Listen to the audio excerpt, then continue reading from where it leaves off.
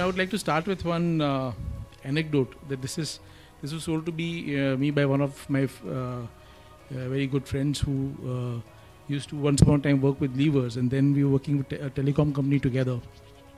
And his point over lunch, he made this point, which I think is very valid for all businesses like ours, modern businesses, where every transaction is actually mapped, which be telecom or be modern. I'll do all of it. So he said that in levers, when we used to work for levers, when we went for a market visit and we went into a household and discovered that their household was using Lux, we used to get very excited because we knew that this was a Lux household and suddenly there was so much to learn from their household. He says in our business, however, not only do we know that this household is buying Lux, we also know बहन जी नहाने कितने बजे जाती है. We know what time the lady of the house goes for a bath and how much time does she spend in the shower, which parts of her body she applies the soap to and which parts she doesn't. That is the extent of data that we have sitting in our system. So it's anecdote. But the point is, do we always use the data? And that's where I would probably agree with Neha, that there is a ton of data that is there. The current database size that we have is about running into about 11 terabytes. And every day we generate about 25 gigabytes of new data in our operation. So obviously it's a humongous amount of data that you have to deal with.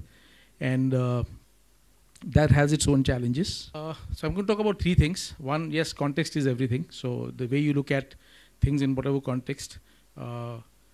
Second is the kind of market that we are in, and hence what is likely to happen. It's some sort of our view on what might happen in the market.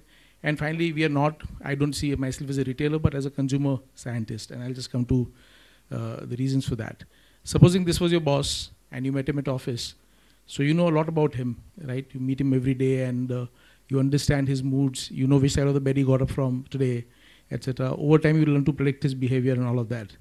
And then one day, you go to Goa with your friends and you meet your boss again. And suddenly your knowledge that you had from the office actually is a big handicap because he's a different man here, he's on the beach, he's a different person, and you suddenly realize that you know nothing about this person. So context makes a huge difference, right? Context in which you look at behavior.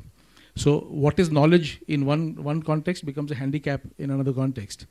And that is what I would like to say. The key difference between a general trade and a modern trade is that most of the companies, FMCG companies and consumer electronics companies, their understanding of retail and their understanding of consumer understanding, they go to market research firms, and for retail understanding, they actually work with retail audits and stuff like that because there are, 5.5 lakh outlets that you sell through, and it's impossible to understand this thing in a individual level. So while the individual baniya sitting there might have a lot of knowledge, the company is never going to tap it because that baniya understands his customers very well, no denying that. But that knowledge is not flowing back to the company in any systematic manner. So you learn through impersonal market research, etc., etc.